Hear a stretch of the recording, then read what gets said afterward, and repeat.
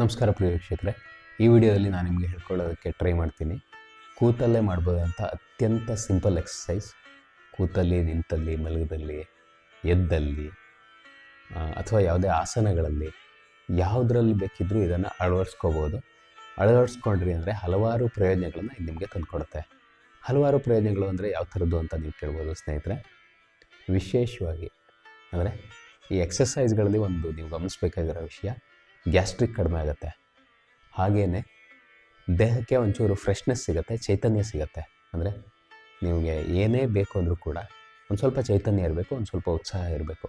ಆ ಉತ್ಸಾಹವನ್ನು ಇಂಥ ವ್ಯಾಯಾಮಗಳು ಕೊಡ್ತವೆ, ಯೋಗಿಕ್ ವ್ಯಾಯಾಮಗಳು. ಅದನ್ನು ನೀವು ತಂದುಕೊಳ್ಳೋದು ಹೇಗೆ ಅಂತ ಯೋಚನೆ ಮಾಡ್ತಾಯಿದ್ರೆ ಬನ್ನಿ, ಎಕ್ಸಸೈಸಲ್ಲಿ ನಾನು ನಿಮಗೆ ಹೇಳ್ಕೊಡ್ತೀನಿ. ನೀವೇ ನಮ್ಮ ಚಾನಲ್ಗೆ ಸಬ್ಸ್ಕ್ರೈಬ್ ಮಾಡಿಲ್ಲ ಅಂದರೆ ದಯವಿಟ್ಟು ಸಬ್ಸ್ಕ್ರೈಬ್ ಮಾಡಿ, ವಿಡಿಯೋ ನೋಡೋದನ್ನು ಕಂಟಿನ್ಯೂ ಮಾಡಿ. ವಿಡಿಯೋ ಇಷ್ಟ ಆಯಿತು ಅಂದರೆ ಲೈಕ್ ಮಾಡಿ. ಬೇರೆಯವರಿಗೂ ಕೂಡ ನಿಮ್ಮ ಥರನೇ ಬೇರೆಯವರಿಗೂ ಕೂಡ ಇಷ್ಟ ಆಗ್ಬೋದು, ನಿಮ್ಮ ಫ್ರೆಂಡ್ಸಿಗೆ, ಫ್ಯಾಮಿಲಿಯವರಿಗೆ, ಯಾರಿಗಾದರೂ ಅಂತ ನಿಮ್ಗೆ ಅನಿಸಿದರೆ ದಯವಿಟ್ಟು ಶೇರ್ ಮಾಡೋದಕ್ಕೆ ಮರಿಬೇಡಿ ಈ ವಿಡಿಯೋನ.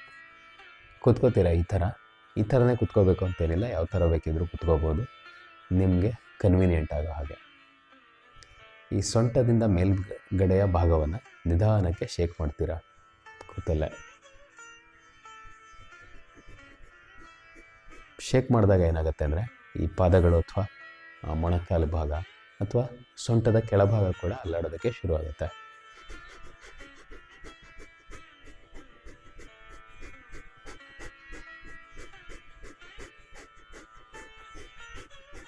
ಒಂದು ಕ್ರಮಬದ್ಧವಾದ ಉಸಿರಾಟದ ಜೊತೆ ಬಾಡಿಯನ್ನು ಶೇಕ್ ಮಾಡುವಂಥದ್ದು.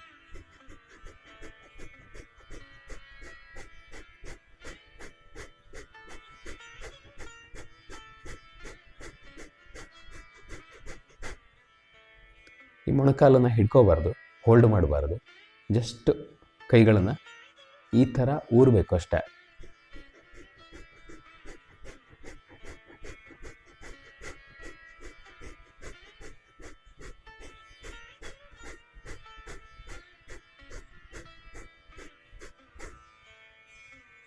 ಶೇಕ್ ಮಾಡುವಾಗ ಏನು ಮಾಡ್ತೀರಾ ಅಂದರೆ ನಾರ್ಮಲ್ ಆಗಿ ಹೊಟ್ಟೆಯಿಂದ ಉಸಿರಾಟ ಆಗುತ್ತೆ, ಹೊಟ್ಟೆಯಿಂದ ಮೇಲ್ಗಡೆ ಡೀಪಾಗಿ ಉಸಿರಾಟ ಆಗುತ್ತೆ.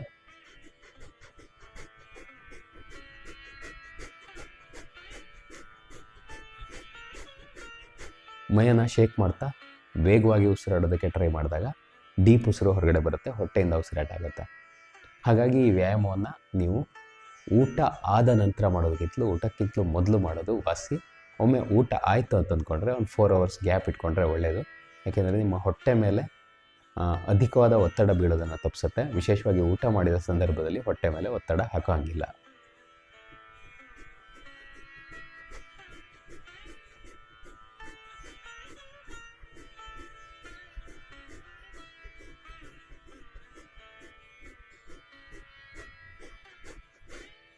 ಈ ಥರ ದೇಹವನ್ನು ಶೇಕ್ ಮಾಡೋದನ್ನು ಬೇರೆ ಬೇರೆ ಎಕ್ಸಸೈಸ್ಗಳಲ್ಲಿ ಅಥವಾ ಬೇರೆ ಬೇರೆ ಪೋಸ್ಗಳಲ್ಲೂ ಕೂಡ ನೀವು ಮಾಡೋದಕ್ಕೆ ಸಾಧ್ಯ ಇದೆ. ನಾನಿವಾಗ ಪದ್ಮಾಸನದಲ್ಲಿ ಕೂತ್ಕೊಂಡಿದ್ದೀನಿ. ನೀವು ಯಾವುದೇ ಆಸನದಲ್ಲಿ, ಸ್ವಸ್ತಿಕಾಸನ ಇರ್ಬೋದು, ವಜ್ರಾಸನ ಇರ್ಬೋದು, ದಂಡಾಸನ ಇರ್ಬೋದು, ಸೋಫಾದ ಮೇಲೆ ಸುಮ್ಮನೆ ಕೂತ್ಕೊಳ್ಳೋದಿರ್ಬೋದು, ಕುರ್ಚಿ ಮೇಲೆ ಕೂತ್ಕೊಳ್ಳೋದಿರ್ಬೋದು, ಅಥವಾ ಮಲ್ಕೊಂಡಲ್ಲೂ ಕೂಡ ದೇಹವನ್ನು ಶೇಕ್ ಮಾಡ್ಬೋದು. ಆದರೆ ಈ ಥರ ಫೋಲ್ಡ್ ಆಗಿ ಶೇಕ್ ಮಾಡೋದು ಹೆಂಗೆ ಅಂದರೆ ಸೊಂಟ ಮಡ್ಚ್ಕೊಂಡಿರುವಾಗ ದೇಹವನ್ನು ಶೇಕ್ ಮಾಡೋದು ಹೆಂಗೆ ಅಂತ ಈ ವಿಡಿಯೋದಲ್ಲಿ ನಾನು ನಿಮಗೆ ತೋರಿಸ್ಕೊಟ್ಟಿದ್ದೀನಿ. ಈ ರ್ಯಾಪಿಡ್ ಬ್ರೀತಿಂಗ್ ಮತ್ತು ಶೇಕ್ ಜೊತೆಗೆ ನಡೆಯೋದು ಗ್ಯಾಸ್ಟ್ರಿಕ್ಕನ್ನು ಕಡಿಮೆ ಮಾಡುತ್ತೆ. ನಿಮ್ಮ ಉಸಿರಾಟಕ್ಕೂ ಕೂಡ ತುಂಬ ಒಳ್ಳೆ ಇಂಬು ಕೊಡುತ್ತೆ. ಅಂದರೆ ಮೂಗು ಕಟ್ಟೋದು, ತಲೆಯಲ್ಲಿ ಹೆಡ್ ಕೋಲ್ಡ್ ಆಗೋದು, ಗಂಟಲಲ್ಲಿ ಕಫ ಕಟ್ಕೊಂಡಂಗೆ ಆಗೋದು, ಕೆರೆತ ಉಂಟಾಗೋದು ಗಂಟಲಲ್ಲಿ, ಈ ಥರದ ಎಲ್ಲ ಸಮಸ್ಯೆಗಳಿಗೂ ನೀವು ಜಾಸ್ತಿ ಮಾಡ್ತಾ ಹೋದಂಗೆ ಇನಿಷಿಯಲಿ ಒಂದು 2 minutes ಮಾಡಿ, 3 minutes ಮಾಡಿ, ಆಮೇಲೆ 5 minutesಗೋ, 10 minutesಗೋ, 15 minutesಗೋ, 20 minutesಗೋ ಜಾಸ್ತಿ ಮಾಡಿಕೊಂಡು ಅದರಿಂದ ಗರಿಷ್ಠ ಪ್ರಯೋಜನಗಳನ್ನ ನೀವು ಪಡ್ಕೋಬೋದು. ಇಷ್ಟು ಹೇಳ್ತಾ ವಿಡಿಯೋನ ಎಂಡ್ ಮಾಡ್ತೀನಿ. ನಿಮಗೆ ಈ ವಿಡಿಯೋ ಇಷ್ಟ ಆಯಿತು ಅಂತ ಅಂದ್ಕೋತೀನಿ. ಹಾಗಿದ್ದರೆ ಮರಿಬೇಡಿ ಒಂದು ಲೈಕ್ ಹಾಕಿ. ನಿಮ್ಮ ಸ್ನೇಹಿತರಿಗೆ ಯಾರಿಗಾದರೂ ಉಪಯೋಗ ಆಗ್ಬೋದು ಅಂತ ಅನಿಸಿದರೆ ವಿಡಿಯೋಗಳನ್ನು ದಯವಿಟ್ಟು ಶೇರ್ ಮಾಡಿ. ಹರಿ ಓಂ, ನಮಸ್ತೆ.